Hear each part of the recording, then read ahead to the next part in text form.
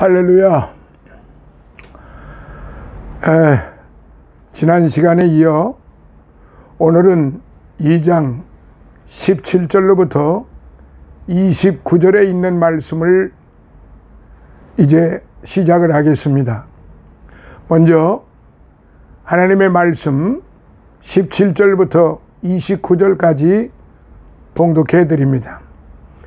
유대인이라 칭하는 네가 율법을 의지하며 하나님을 자랑하며 율법의 교훈을 받아 하나님의 뜻을 알고 지극히 선한 것을 좋게 여기며 네가 율법에 있는 지식과 진리의 규모를 가진 자로서 소경의 길을 인도하는 자요 어두움에 있는 자의 빛이요 어리석은 자의 훈도요 어린아이의 선생이라고 스스로 믿으니 그러면 다른 사람을 가르치는 네가 내 자신을 가르치지 아니하느냐?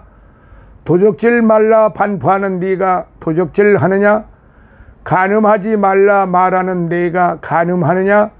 우상을 가증히 여기는 네가 신사 물건을 도적질 하느냐?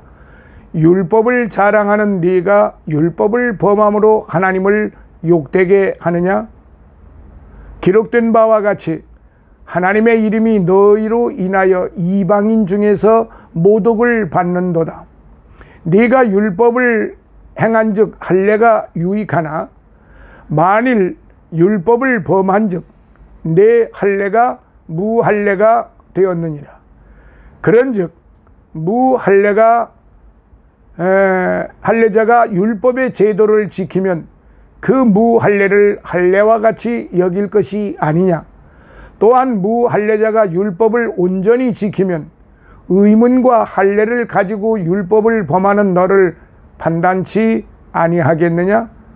대저 표면적 유대인이 아니요 표면적 할례가 아니라 오직 이면적 유대인이 유대인이며 할례는 마음에 할지니 신령에 있고 의문에 있지 아니한 것이라. 그 칭찬이 사람에게서가 아니요 다만 하나님에게서니라. 아멘. 사랑하시는 성도 여러분, 본문 17절부터 29절에 있는 말씀을 잠시 상고해 보면요, 1절로부터 16절에 이어 계속되는 유대인들을 향한 비판입니다. 사도 바울은 자신들을 스스로 거룩한 선민이요 많은 특권을 지닌 자로 주장하는 유대인을 향해 그들의 신조와 행위의 모순됨을 고발하고 특별히 형식과 외식 위주의 율법주의에 대해 강한 경고를 보내고 있어요. 실로 참으로 경건한 신앙인은 자신에게 주어진 특권과 은혜를 내세워 자랑하기 이전에 먼저 그 특권과 은혜에 상응하는 책임을 생각하는 자가 아니겠습니까? 자, 이제 이 본문 말씀을 통해서 몇 가지로 생각을 해보고자 합니다. 첫째, 유대인들이 말하는 특권이 과연 무엇일까요?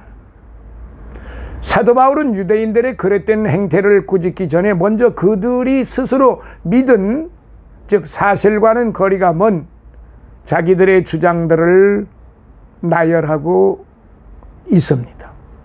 즉 유대인들은 자신들이 선민의 특권을 지닌 자요 율법을 가진 자이며 하나님의 뜻을 익히 알고 또 지극히 선한 것을 좋게 여긴 자라고 자랑을 하였다고 17절 18절에 그렇게 말하고 있습니다.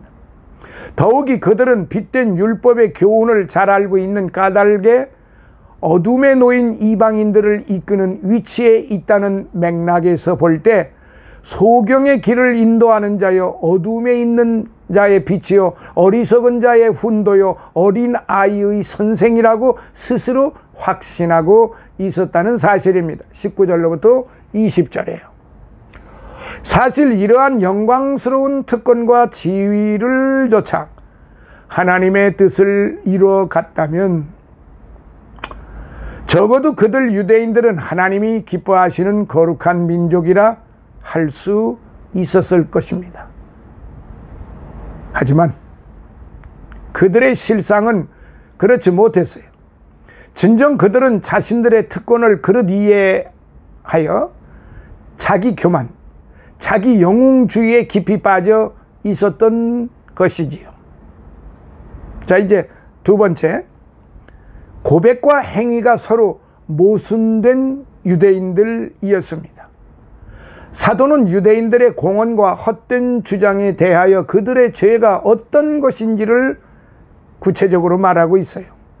하나님을 믿고 겸손하게 그리고 감사하는 마음으로 그분을 영화롭게 하는 것이 신앙이라고 말입니다. 그러나 유대인들은 매우 시끄럽게 신앙생활을 한다고 했지만 그들은 의식 위주의 신앙을 견지했고 율법 정신을 망각하고 결과적으로 율법의 요구를 만족시키지 못했던 것입니다. 21절 23절에요. 그리고 그들이 선민이라 자랑하고 있는 것과 견줄 만큼 하나님의 거룩한 이름을 모독하고 있었다는 사실입니다. 24절. 실로 교만으로 일관하고 하나님을 헛되이 떠버리고 그분의 이름을 외견상으로만 고백하는 것은 위선입니다. 특히 영적 교만은 모든 교만 중에서도 가장 위험한 거예요. 신앙을 고백하는 사람들이 빠지기 쉬운 죄는 그들이 자신들의 고백에 따라 살지 않음으로써 하나님과 종교를 모독하는 것입니다. 자신을 경건하고 거룩한 자로 자랑하는 많은 사람들 중에는 생명 없는 경건의 모양에 머물고 있는 자들이 참으로 많습니다. 이렇게 자기 경건을 자랑하면서 복음을 기뻐하면서도 거룩하지 못한 삶을 사는 사람들로 말미암아 하나님의 이름이 더럽혀지고 있다는 사실입니다. 자, 세 번째, 마음의 할례를 권하고 있습니다.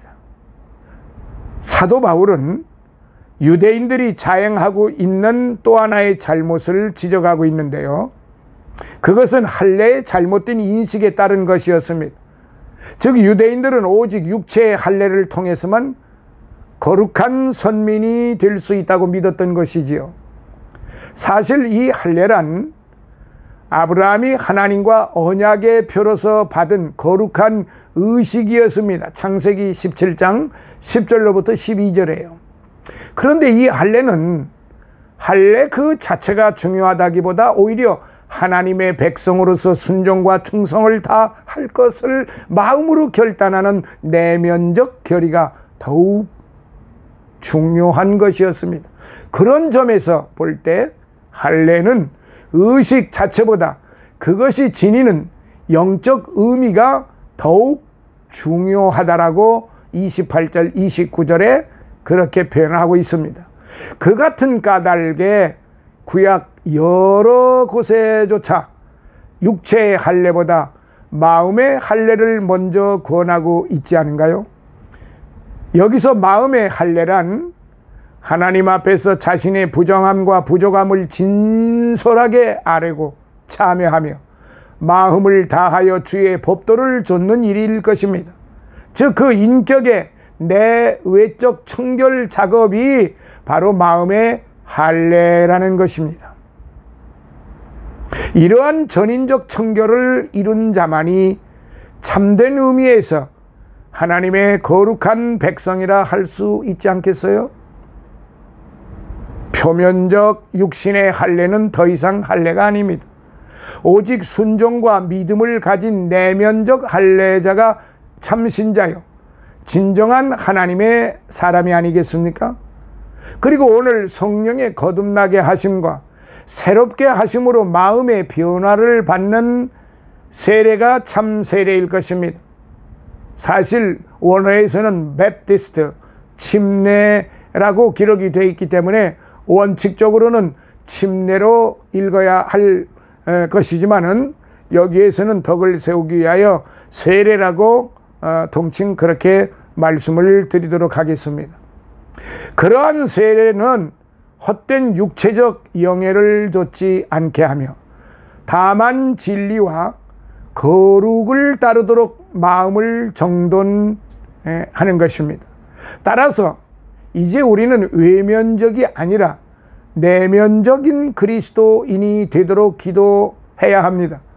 그래서 사람에게 칭찬을 받는 것이 아니라 하나님께 칭찬을 받도록 해야 할 것입니다. 그래서 여기 있는 이 말씀을 다시 한번 돌이켜보면은 17절 율법을 의지한다. 문자적으로 율법 위에서 기대다라는 뜻인데요.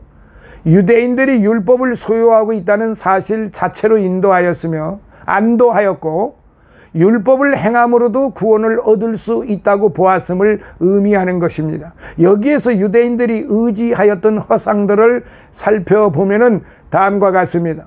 유대인들의 허상들, 첫째 율법을 가르쳤다는 것 19절로부터 20절, 율법을 소유하였다는 것 19절, 할례를 받았다는 것 25절로부터 27절, 히브리 출신이라는 것 28절로부터 29절, 그리고 이제 다음 장에서 나오는 말씀이지만은 하나님의 백성이라는 것 3장 2절에 보면은 하나님의 백성이라는 것이 나옵니다.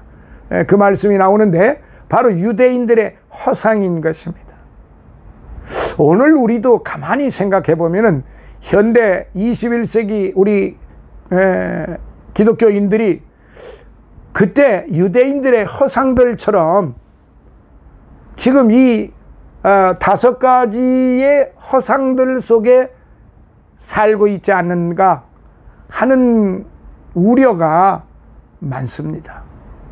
사실 현실적으로 확연하게 드러나 있고요.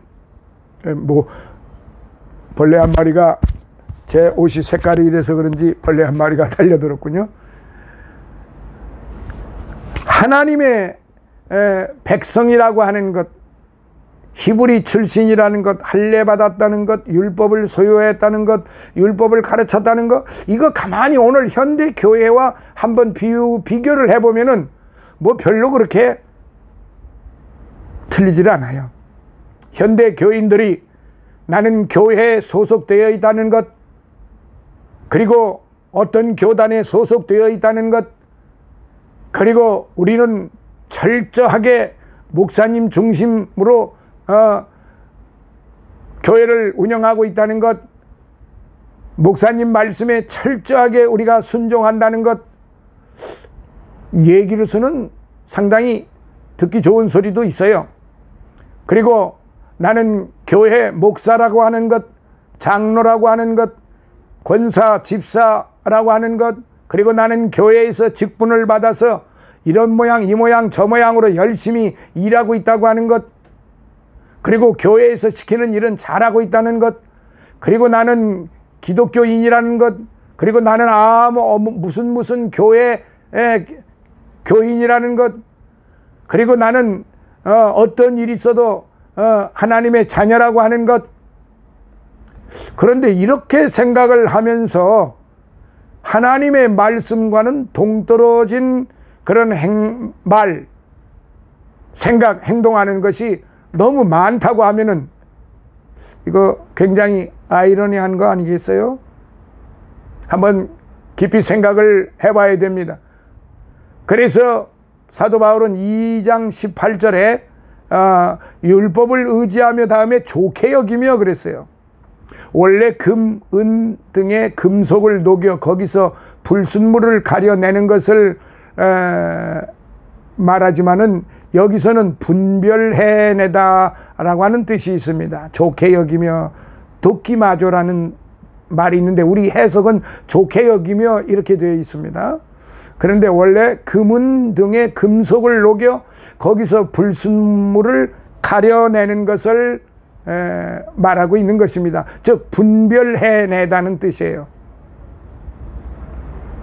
그리고 19절에 지식과 진리의 규모에 대해서 규모는 무형적인 지식과 진리가 겉으로 드러나는 구체적인 표현을 가리키는데, 때문에 유대인들은 율법을 엄격하게 지켰습니다.